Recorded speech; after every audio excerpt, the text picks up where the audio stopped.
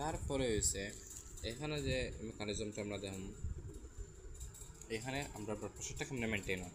তাইলে ফার্স্টে হচ্ছে আমার দুইটা, এটা হচ্ছে ক্যারোটিড সাইনাস এবং আর্চ অফ এওরটা।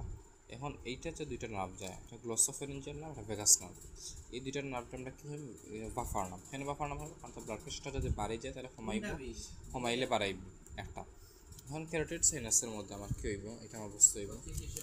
ক্যারোটিড সাইনাসের মধ্যে আমার কী হইব, এখন যখন আমার এখানে কার্ডিয়াক আউটপুটটা যখন অনেক বেশি বাড়ে যাব, তখন কার্ডিয়াক সাইনাসে অনেক বেশি স্ট্রেস হইব, অনেক বেশি স্ট্রেস হইব।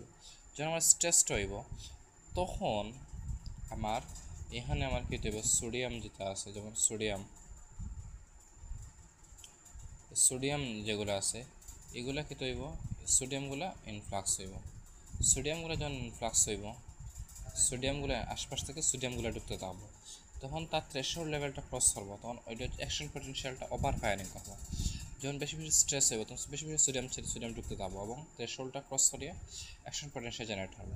এই যে অ্যাকশন পটেনশিয়াল জেনারেট হলো, এটাকে আমরা বলি নিউক্লিয়াস অফ ট্র্যাক্টাস সলিটারিয়াস। তাইলে এই যে গ্লোসোফেরিঞ্জিয়াল নার্ভ এবং ভেগাস নার্ভ, এই দুইটা নার্ভ একসাথে কী করবো, বাফার নার্ভ।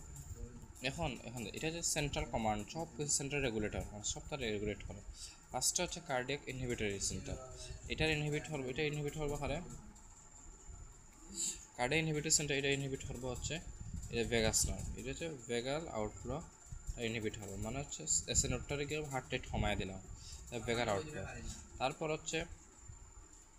হচ্ছে কার্ডিয়াক স্টিমুলেটরি সেন্টার, এটার ইনহিবিট হবে।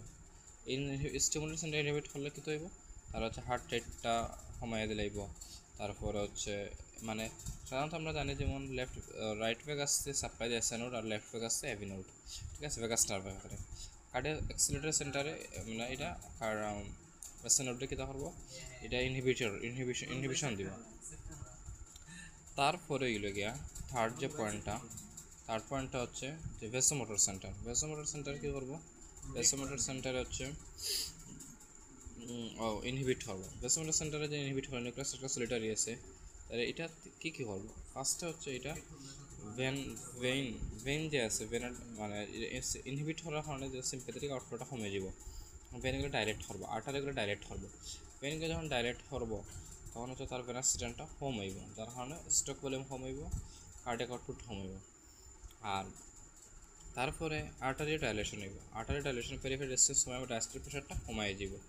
তারপর অ্যাড্রিনাল মেডুলা থেকে এপিনেফ্রিনগুলো সিক্রেটিভ সার্কুলেশন হয়ে যায়, তাহলে এখানে ইনহিবিট করবো এবং এপিনেফ্রিনগুলো সার্কুলেশন যায়। এপিনেফ্রিনগুলো কি তৈব